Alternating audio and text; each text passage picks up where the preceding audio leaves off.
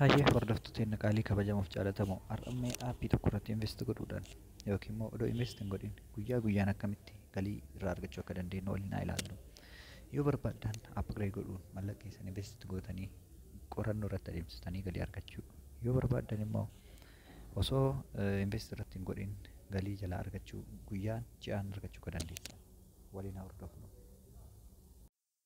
Egaa hordoftoota qaalii kabajamuuf jaalatamoo gareewwan garaagaraa irratti yeroo hedduu gadhiisa. Mi'aarra garee kana keessatti aappii waa'ee hojii kan jedhu kana join godhaati telegiraam irra dhaqaa gattuqaa garee kanatti makamaa. Erga itti makamtanii booda liinkii isii xumurra jirtu tana tuqaa viidiyoo yuutuubii isinii dalaga. Akka isii tuqxaniin kallattiin gara keessaa seentu.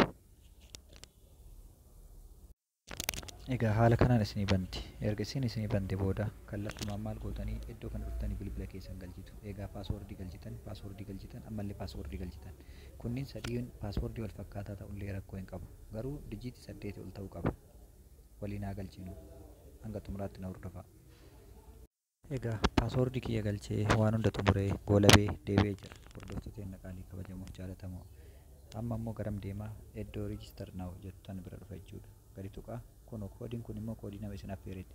Ufumaan barraa'a yeroo liinkii san tuqxan. Isa tuquu hin qabdu jechuudha. Isa tuqnaniin boonasiin argattan. Isii tanan tuqna register now jennaan. Ergas booda immoo isinii dhufa seef godhattan. Paaswordii keessan yoo barbaaddan akka hin irraanfanneef jechuudha. Isii tana dubbisuu dandeessu tokko isaatiin. Telegiraam irratti wantoota garaagaraa asitti amma maal jedha? Namni tokko jedha 0 VIP irra ta'eetiin 0 irra ta'ee leevilii 0 irra jiraatee guyyatti 0.2 daily taaskii hojjechuu danda'a. Taaskii 2 dalagaa isiinis 0.2 USDT jechuudha. Doolaara duwwaa 2 argachuu danda'a. Asitti immoo ji'atti doolaara 6 argachuu danda'a jedha innummaan. Garuu leevilii tokkotti doolaara 10 invest gootanii yoo ol guddattan doolaara 20 boonasii isinii kennaa 10 yoo itti dabaltan guyyaan doolaara 2 argattanii jedha. Taaskii 2 dalaytanii doolaara 2 argattan. Akkuma san immoo doolaara 60 jedha.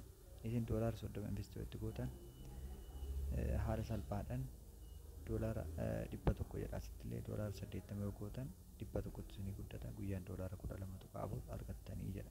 Ji'atti doolaara 372. Hayyee kana riisarchii qorannoo irratti adeemsaa dubbisaa isii eegsii tana tuqaatii gara keessaa seenaa. Erga gara keessaa seentanii booda mee 0 VIP akkamitti dalaga kan jedhu taaskii dalagee isinitti agarsiisa. As bira nu dhuftu ooloftu iddoo 0 VPN VIP jedhu kan inni tuqtu lama isinii kenne jechuudha. Taaskii 2 asitti isinii fida. Kunoo taaskii 2 kan iddoo liinkii jettu tana qofa tuquudhaan taaskii dalaydan. Iddoo liinkii jettu tana inni tuqtu gara feesbuukaa isin geessa. Duuba irraa deebitanii dhuftanii submit kan jedhu kana tuqtu. San booda akkaawuntii keessan irratti galiin ni dabala jechuudha. Mee akkamitti akka dabalu waliin haa ilaallu dalagnee dhufne. Egaa hordoftoota qaalii kabajamuuf jaalatamoo kun doolaari 2 naa dabalee jira taaskii dalagee jira jechuudha. Taaskii dalagee xumure immoo iddoo kana dhufee ilaaluu dandeettan kunoo complete kan jedhu lamaan kana liinkii san tuqeet redirect na godhee akkuma liinkii kana tuqeen ergas redirect erga na godhee Facebook kana bane booda maal godhee Facebook yoo inni akkanatti banu dhiisee duuba deebi'ee like qofa godhee duuba deebi'ee duuba akka deebi'ee sana fidee saayiticha biratti na deebise jechuudha. Kunoo complete jedhe lamaanuu xumure meeqa argadhee jira.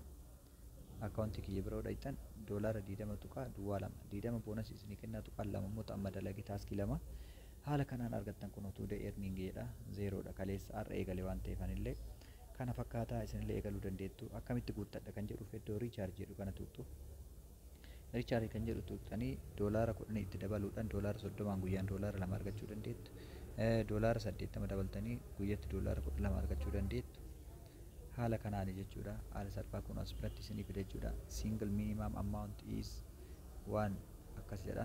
As bira gad tuqtu riichaarj godhuudhaaf TRC20 kana filadha jechuudhaani. As biratti immoo riichaarj amount jedha doolaara 10.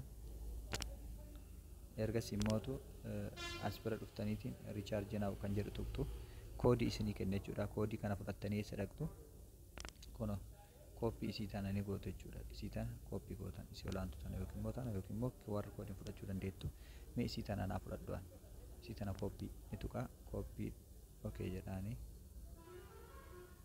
koppii ta'ee jira jechuudha. Already kunoo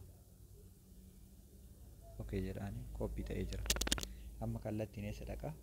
Gama keessatti seena jechuudha. gama keessatti seenee maal godhaa trust wallet koo bira deema. Trust wallet kiyya bira dhaqeetiin trust wallet irraa maal godhaa kallattiidhaan guuttadha jechuudha. Kallattiin maal guutaa doolaara 10 yookiin immoo Binance bira dhaquus dandeettanii trust wallet biras dhaquu dandeettanii kallattiin doolaara 10 itti guuttanii invest godhuu dandeessu jechuudha. Hordoftoota qaalii kabajamuuf jaalatu doolaara 10 kallattiin gara isaatti guuttanii recharge godhuu dandeettu jechuudha. Fakkeenyame kanarraa USDT kana bira dhaqee gattuqaa akka nama guutuutti isinitti agarsiisa jechuudha. Amma isii seendeettu kana ni tuqxu adreesii achi kooppi goone san paste jettu na tuqnaa ni dhufti kuno as biratti immoo maximum jedha. Fakkeenya isin 10 yoo guutuu barbaadan 10 doolaara 12 guyyaan argachuu barbaadan doolaara 80 guuttanii haala kanaan guuttu jechuudha. Akka 10 kana guuttanii iddoo olii tana continue jettaniin jechuudha. Kun haala salphaadhaan akkamitti akka guutuu dandeettan achumaan ilaaluu dandeessu. Egaa gara saayitii haa deebinu. Erga guuttanii booda payment complete kan jedhu kana tuqxu jechuudha. Kallattumaan recharges ni godha jechuudha. Dhufeen diidametun 30 taati. Haala saniin hojjedhaa argadhaa isiniin jedhaa horaa bulaa deebanaa isin jaaladha isin kabajaa. Nama affeeruu barbaadan immoo iddoo kana tuqxan tiim kan jedhu kana jechuudha. Nama birallee affeertan galii dabalataa boonasii argattan waan ta'eef iddoo kana ni tuqxu tiim kan jedhu kana akka tuqxaniin kallattumaan maal gootan isii tana koppii gootan gad tuqxan koppii jettaniin kuno koppii successful jedhee jira. Ergasii immoo gara telegiraamaa deemtaniit nama barbaadaniif ergitan jechuudha. Yookiin immoo gareewwan barbaadan irratti paste gootan. Haala an amma paste godhe kanaan paste gootu. Ergas booda linkiin keessan deemee jira. Nama feetan affeeruu dandeessu jechuudha. Egaa hordoftoota qaalii kabajamuuf jaalatamoo yaada qeeqa komii gaafii qabdan kamiyyuu na gaafachuu dandeessu. Gama keessatti gara telegiraam keenyaa koottaa description jala dhaqaatii viidiyoo kana jala irratti isiniif kaa jechuudha linkii. Horaa bulaa isin jaaladha isin kabajaa argadhaa milkaa dagaagaa isiniin jedha. Adaamaan argamna.